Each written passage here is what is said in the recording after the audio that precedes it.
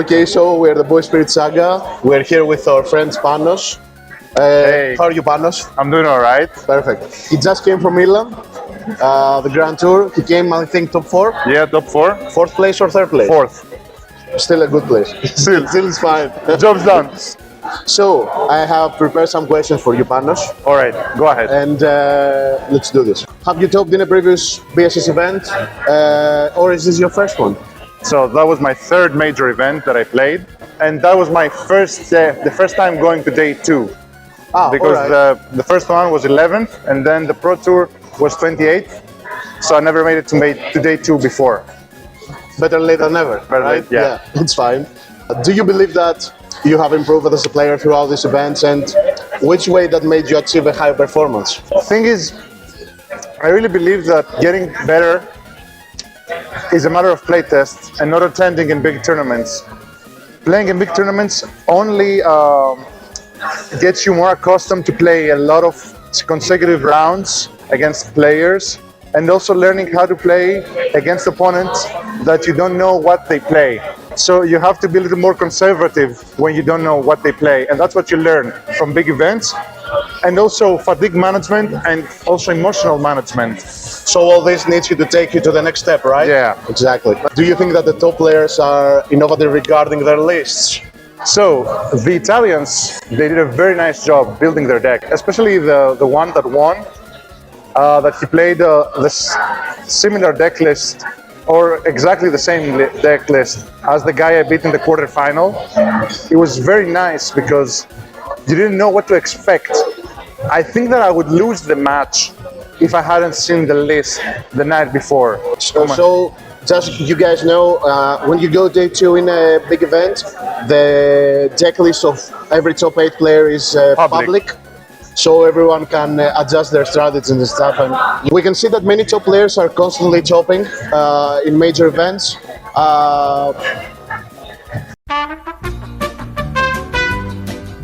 So, Panos, we can see that many top players are constantly topping in major events. What do you think is the leading cause to that? Well, the cause of this is the nature of the game, because there is only a little bit of luck involved in what happens in the game. Like, in my opinion, 50% of the game is building the right deck, and then 30% is the skill of the player that uses the deck, and then only 20% is luck. Is the luck factor? Is the luck factor, yeah. With the top decks, the starting hand, and even that you affected by the way you build your deck. Like how many cards you have that are good in a starting hand, etc., etc. So people that know how to play the game, it only makes sense for them to do well in every event. Unlike other games that they're much more luck factored. So luck-based. So do you think that Battle Spirit itself as a game forces you to be a better deck builder in order to win? Yeah, and also the nature of the game that allows you to put whatever card you want inside your deck, no matter what color it is. Exactly. Also makes the decks unpredictable, and it gives you an endless potential of what you can put inside your deck. Endless theory crafting. Yeah, and like Harry played... Cheers, Harry. Hi, Harry. He played Newman Guard against me on the second game from the side deck in a Nova Mirror that I wasn't expecting that. Do you believe that the meta is healthy, or do we need a ban list, or everything is fine? Here we go again. So, my opinion is that Let's do this. It's a very hot take. Civil war. So, in my opinion, there are like 2 big decks in this meta: Ira, Nova, and Hydra. And then the deck that won was basically Willy with the Nova engine. None of those decks, it gives you a sense that you're not playing the game. Like, there are ways to stop them. So you believe, in conclusion, that Ira and Hydra decks don't make this gap between you and your opponent that you need to surpass, that there are ways to play around and adapt to the game, and it also gives you time to build up your defenses. Yes, especially Ira is a deck that generally goes slow. Like, if you don't get a lot of small creatures at the beginning, you do not pressure your opponent. So your opponent can build up, and try to get ready for your big guys, for your dragons Yeah. when they come in, like, and find ways to stop them. That's what most people don't understand when playing against Tyra. That you, even playing against Tyra, you still have time to build up your defenses. Much better, if I may say, than Hydra, because Hydra can enter the fray much easier and yeah. faster. Yeah. In the end, do you think we need a ban list at this type of meta? Well, in my opinion, I don't think we need a ban list, but if I had to choose some cards to be banned, then the cards I would choose, it would be Big Bang Energy, because it makes the deck so much faster and explosive. You cheat out too many cores in a single turn, like doing Andromeda, Ira on top of Andromeda, then draw a bunch of cards, and then the next dragons you get, they also have the discount, and you play them for free. And you nuke all the Nexuses, for example, with no cores, without paying anything. Fun fact, even if you heal when being at 2 life or 1 life, and you heal back to 5, Big Bang Energy still counts for 2 life. So note that. And the other card I would ban, it would be Labyrinth. Labyrinth, The yeah. Hydra Nexus. Yeah, too many rounds, right? Yeah. And cheat out the sand spirits and stuff. Yeah, I understand. Now let's go to the new stuff. What's your opinion about set 5? Are we going to see meta-defining lists in the future? So we only have rare and below stuff right now, and we all know that the X rares make the meta. Like, Exactly. I really like the direction that the game is headed, because I listen opinions of people that say that they try to limit the variety of the decks by making 2 colored cards, but in my opinion that's not the case, because, for example, you can make a mix of 2 double color strategies. For example, I see the new blue and red cards, and I was thinking maybe you can put some of the red blue and then some of the red purple, and you have like a three color deck, and you have reduction for all 3 colors. Or Yeah, like exactly. the new Nexuses. I'm really excited about the new 2-color the 2-symbol Nexus, the green white that has a draw 2, discard 2. And make your Nexuses... Yeah, and it can animate itself, and it inflicts 2 damage. That it's insane. Exactly, if you're not ready to oppose that, then you're down to -2 life. Panos, you are an experienced player. You've played in many major events. You even top now, top 4. What would you say to a new player that is starting in the game? All right, so I work on an LGS, so I try to convince a lot of people to start playing Battle Spirit Saga, which can be a bit hard because Battle Spirits doesn't have an IP like One Piece or Dragon Ball, because there are too many people asking. I'm a Dragon Ball fan, and I saw that this new game came out, and I also tried it on my computer, the free version, and I really like the game. So where are the cards?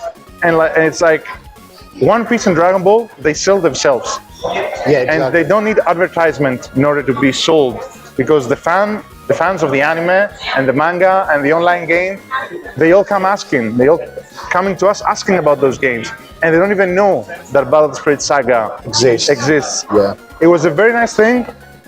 The very nice thing with the collaboration set, it was that some Neon Genesis Evangelion fans, they come around asking about this game that has Evangelion cards.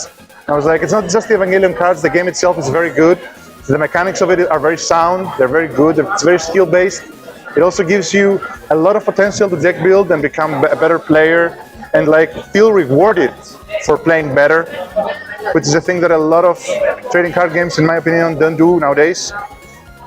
So what I tell to new players is, take this, try it out with a friend, come play at a local tournament. I know that everybody in Greece is very friendly in locals, so everybody tries to help out new people and show them how the game plays, and this deck ramps, or this deck is slow, or this deck is fast. So they try to bring everyone up to pace, because having a lot of strong players in your area also helps you become a better player. Yeah, exactly. And if I may add, it all comes down to the community. Like, you may get into the game, you may like the game, but if the community is not that good or toxic in many matters, then you don't want to play anymore. And fortunately, here in Greece, Shout out to all great players. We try to help each other and improve each other by playing. One last question, Panos. What is your opinion about how Bandai handles all these organized events? So that was my third major event. I was really satisfied about the organization of all those events. Like, the announcements were clear, the judges were really knowledgeable about the game. Also, they responded really fast to the judge calls. Like, on the games I played, we needed 3 or 4 judge calls, and they were in our table within like 2 minutes or less, which was a very nice thing. Perfect. Despite that there were only 4, I think, for 80 people, which is an okay number. Not great, not too many, not too few, it's just an okay number. And they were also spot on about their rulings. Like, they knew all the cards, how they work. I know that a lot of the judges, they're active players, which is a very important thing. I was really happy about the organization. And the only 2 things that I say that could get improved is the starting time, because 9 a.m. is too early in my opinion, and I am a horrible morning person. Okay. The guy behind the camera knows better. That's respectable. That's respectable.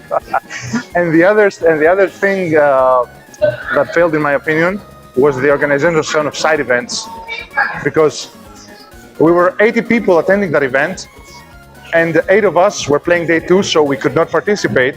And there were 72 Battle Spirit Saga players available to play in side events, but only 8 or 9 of them played, which is a really low number, because they didn't really have any prizes. They just gave out more event packs.